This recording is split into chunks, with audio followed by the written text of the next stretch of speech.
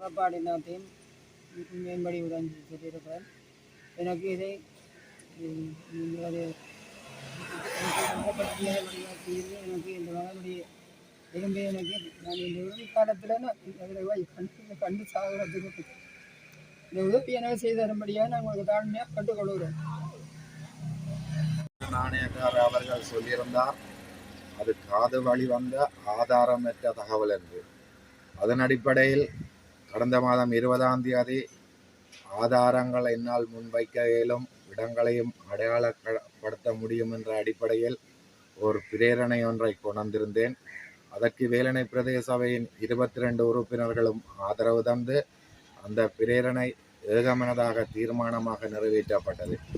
26ஆம் தேதி அந்த நினைவிடத்தின் 35வது நினைவு நாளை புதைகுழி உள்ள கிணறு ஒன்றிலே நினைவு கூர்ந்து அந்த இடத்தையும் அடையாளப்படுத்தியிருந்தோம்.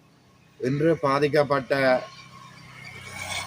ஓர் அம்மாவையும் ஏனைய பிரதேச சபை உறுப்பினர்களையும் ஊட்டி வந்து இன்று சட்ட ரீதியான நடவடிக்கையை மேற்கொள்வதற்காக போலீஸ் நிலையத்தில் முறைப்பாடு செய்துள்ளோம். அடுத்ததாக இனி போலீஸ் நிலைய முறைப்பாடை நீதிமன்றத்திற்கு கொண்டு சென்று விரைவாக ஆய்வு பணிகளை ஆரம்பிக்க வேண்டும் என்றும், நீதியான விசாரணை பாதிக்கப்பட்ட மக்களுக்கு நீதி கிடைக்க வேண்டும் என்றும், நீதியான விசாரணை நடத்தப்பட வேண்டும் என்றும், இது உண்மை என்பதை நீதி அமைச்சருக்கு இந்த தருணத்தில் நாம் எடுத்து கூறியுள்ளோம். ஆதாரமுள்ள, சாட்சியுள்ள, அடையாளங்கள் உள்ள இடங்களில் தான் புதைக்குழிகள் உள்ளன. இவை அகலப்பட்டு நீதியான விசாரணை மேற்கொள்ளப்பட வேண்டும் என்று இந்த இடத்திற்கு வருகின்றோம். இன்றைய தினம் ஊர்காவல்துறை போலீஸ் நிலையத்தில் நாங்கள் கடந்த மாதம் 20ஆம் தேதி வேலை விஜய் சபையால் ஒரு பிரேரணை ஒன்று கொண்டு வரப்பட்ட கௌரவ உறுப்பினர்களான தலைமையில் அது ஏகமனதாக நிறைவேற்றப்பட்டது. மண்டதீவில் இருக்கும் புதைக்குழி கிணத்து புதைக்குழியை தோண்டுவது தொடர்பாக உண்மையிலேயே அங்கு பாதிக்கப்பட்ட மக்களுக்கான உண்மை நிலவரம் தெரிய வேண்டும், அவர்களுக்கான பரிகாரங்கள் கண்டிப்பாக கொடுக்க வேண்டும் என்ற நிலப்பாட்டில் நாங்கள் இருக்கின்றோம். 35 வருடங்களுக்கு முன்னர் நடந்த இந்த சம்பவத்திற்கான தீர்வு இது ஒரு பேசு பொருளாக இனிவரும் காலங்களில் அரசியல் நோக்கத்திற்காக ஒரு பேசு பொருளாக அமையாமல் இதற்கான கட்டாயமான தீர்வு கண்டறியப்பட்டு அந்த பாதிக்கப்பட்ட மக்களுக்காக பரிகாரங்கள் கொடுக்க வேண்டும். அதே நேரம் இங்கே சாட்சியங்கள் என்று சொல்லும் பொழுது ஸ்டீபன் மெட்டில்டா அம்மையார் 81 வயது, அவர் நேரடியாக தன்னுடைய மகன் ஸ்டீவன் ஞானசீலன் 24 வயதில் அவர் காணாமலாக்கப்பட்டுள்ளார். அவருடைய சாட்சியங்கள் நேரடி சாட்சியாக அவரை கொண்டு அவருடைய வாக்குமூலம் இங்கே கொடுக்கப்பட்டுள்ளது.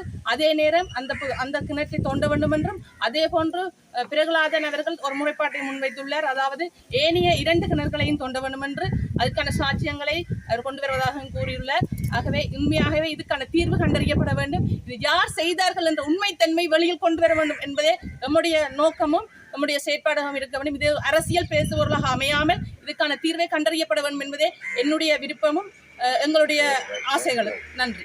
மண்டைதீவு படுகொலை சம்பவத்துடன் தொடர்புடைய உடலங்கள் புதைக்கப்பட்டதாக கூறப்படும் கிணறுகளை அகழ்ந்து குறித்த சம்பவம் தொடர்பில் நீதியான விசாரணைகள் முன்னெடுக்கப்பட்டு உண்மைகள் வெளிக்கொண்டு வரப்படுவதுடன் பாதிக்கப்பட்ட உறவுகளுக்கு நீதியும் பரிகாரமும் வழங்கப்பட வேண்டும் என கூறி ஊர்காவல்துறை போலீஸ் நிலையத்தில் முறைப்பாடு ஒன்று பதிவு செய்யப்பட்டுள்ளது.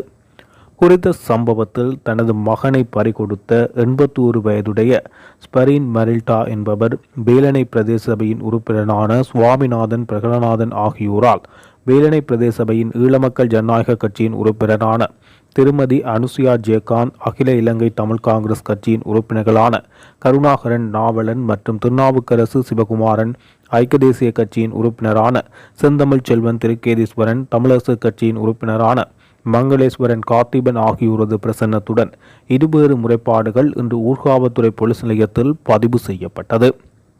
35 வருடங்களுக்கு முன்னர் ஆகஸ்ட் மாதம் 25 மற்றும் 26 ஆகிய நாள்களில் இராணுவத்தால் முன்னெடுக்கப்பட்ட இராணுவ நடவடிக்கையின் போது மண்டைதீவு, அல்லைப்பிட்டி, மண்கும்பான் ஆகிய பகுதிகளில் பாரிய மனித படுகொலை நிகழ்த்தப்பட்டதாகவும் இதன் போது 80க்கும் அதிகமான இளைஞர்களும் யுவதிகளும் காணாமல் ஆக்கப்பட்டிருந்ததுடன் மேலும் பலர் கொல்லப்பட்டும் இருந்தனர்.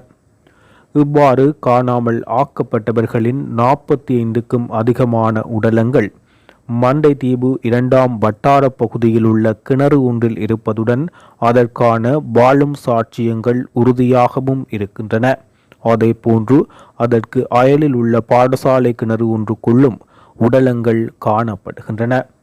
இந்த நிலையில் குறித்த படுகொலை சாட்சியமாக உறவுகளை பறிகொடுத்த குறித்த கிணற்றை அகழ்ந்து உடலங்களை வெளிக்கொண்டு வந்து உண்மைகளை உலகுக்கு வெளிக்கொண்டு வரப்பட வேண்டும் என்பதை வலியுறுத்தியே குறித்த முறைப்பாடு பதிவு செய்யப்பட்டுள்ளது. முன்னதாக கடந்த மாதம் 20ஆம் திகதி வேலணை பிரதேச சபையில் குறித்த புதைக்குழியை அகழ்ந்து உண்மைகளை வெளிக்கொண்டு வரப்பட வேண்டுமென்று வலியுறுத்தி முன்வைக்கப்பட்ட பிரேரணை சபையில் அனைத்து உறுப்பினர்களின் ஏக ஆதரவுடன் நிறைவேற்றப்பட்டமை குறிப்பிடத்தக்க ஒரு விடயமாக பார்க்கப்படுகிறது.